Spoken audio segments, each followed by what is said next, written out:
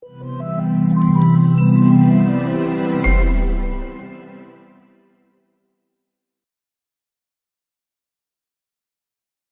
I want to make sure I do is give everybody a quick orientation to the type of proposal that Polaris is going to be. If you were here at the very beginning and you saw our kind of placeholder opening slide, we were asking about who has bid on a points-based proposal before, and that's because Polaris is points-based. So what that means for you, if you're not familiar, is that instead of having to write a technical approach or describe a management solution, do a narrative transition plan, anything like that, it's not going to be evaluated on the spectrum of outstanding, satisfactory, unsatisfactory. It's going to be, do you meet the criteria? If so, points are awarded. And this is because of GSA's drive to make proposal evaluations more objective, so fair, and more efficient, fast. And they've been under a lot of scrutiny. If you are familiar with Alliant 2 Small Business, you know that was canceled because there was protest after protest of businesses basically saying, hey, your valuation criteria wasn't fair, the way that you did the process wasn't fair to everybody. And so every time something like that happens, the GSA tries to learn and get smarter and improve their processes. And so what we're seeing with some of the more recent GWACs is an adaptation and response to those pain points that people have had in competing for these contracts. So there's going to be 6 volumes. We know this because the draft RFP for Polaris is already out. If you've not taken a look at that, I highly encourage you to start digging into the content.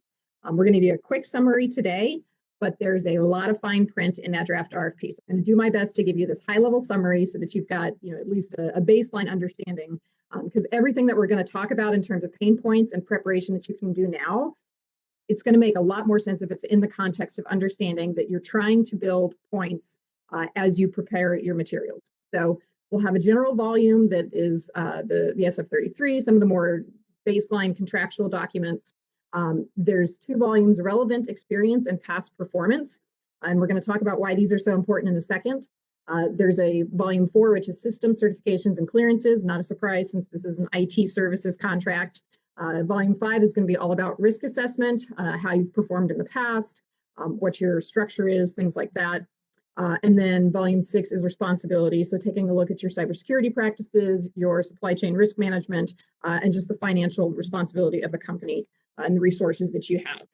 So I mentioned that we have relevant experience and past performance.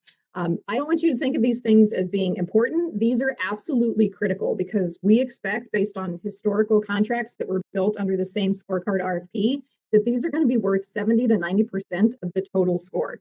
So it's going to be really important to select the right projects for your relevant experience and your past performance. And just real quick, the difference between those two, relevant experience is experience performing the project and demonstration that you can do or that you have contracts that meet the requirements. Past performance is an evaluation of how well you performed on those contracts. So one is just, do you have the experience? And the other is, do you have experience doing it well? And that's kind of the way to think about those two things. So again, 70 to 90% of the total points on Polaris we expect to be from just those 2 volumes. So Nelson, if you want to go ahead to the next slide, please. When GSA goes to evaluate all of the bids, it's also important to understand that they're not going to set minimum thresholds for the points. What they're going to do is they're going to look at the 3 pools, because remember, there's a small business pool, a woman-owned small business pool, a hub zone pool, and within each of those, they're going to look at the top scorers. And they're going to say, okay, instead of taking and establishing a minimum point criteria and anybody who meets that criteria automatically gets an award, they're going to look and say, well, who are the top 50 or 80? We don't know yet how many awardees they're going to be, and we don't know the distribution amongst the pools, but you need to remember that they're going to look top down. And so that's why we want you to maximize your points and try to get as many points as possible, because if you're not up among the top, you're not going to get selected for an award on this. I'm not trying to hurt anybody's feelings, and dash your hopes for Polaris. I just want you to be realistic and think through the things that you can do now to maximize those points so that you can put forth a realistic bid and that your resources are going towards an effort well spent, right? Okay, so when you're looking at your relevant experience projects and your past performance contracts for consideration, a couple things I want you to do.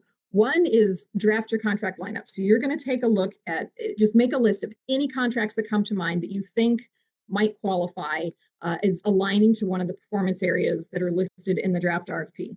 And from this list, the reason I want you to get them all consolidated up front rather than, piecemeal this list as you go, is it's just going to be more efficient if you look at all the projects that you have and you start crossing projects off the list. And that's the next step, right, is down select. Anything that doesn't meet the minimum criteria for recency, for relevancy, or for dollar threshold, delete it from the list and don't spend any more of your time or effort trying to develop that into a project. Like, you're not going to be able to change the past, right? What's done is done. What's in paper or what's on paper and it's been contracted is what it is.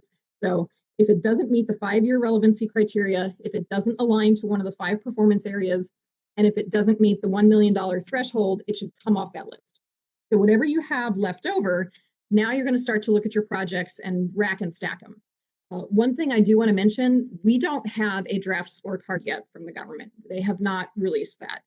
In the draft RFP, they do provide the 5 performance areas and the 6 emerging technology areas, and they have a couple examples of each, but we don't know exactly what the weighting is going to be within these areas. That's okay. You can still get a sense of what your projects do and don't cover at this phase. And one thing I do want to make sure that everybody understands is that you can only use a project to align to one area. So of those 5 performance areas, and by the way, those all align to NICS codes. There's data processing, hosting and related services.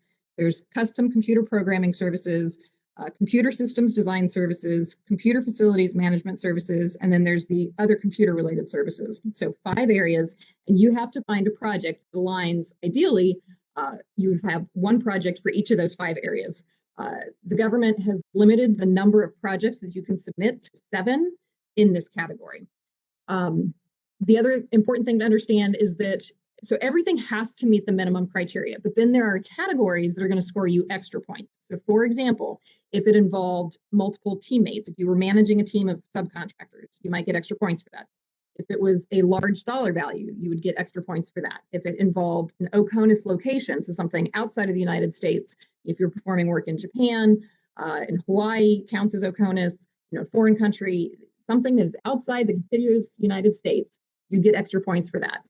So you need to understand, which projects have the potential to score you more points, so that when it comes to the final selection, you know what your best chance of winning those points is. So we're racking and stacking those. And then the next thing you want to do is, so once you know which performance areas are covered, you want to take a look at what you don't have covered. So maybe with your own company's relevant experience and past performance, you can only cover 3 of the 5 areas. You should be looking at those 2 NICS codes or those 2 performance areas that aren't covered and thinking, okay, who can we team with to do that? And by the way, Trident does offer a team finding service. And I say that, not just because I want you to come to us with your business, but because that's going to be the thing you need to do, is the strategic teaming, in order to max out your scorecard. So you're going to be looking at these gaps, evaluate a bid, no bid. If you are coming up and all of your projects fall under one performance area, that's probably not going to be good enough on your own to submit a bid. So really want you to be aware of where your shortfalls are so that you can start shoring those up now. And then, strengthening that bidding position and considering teaming.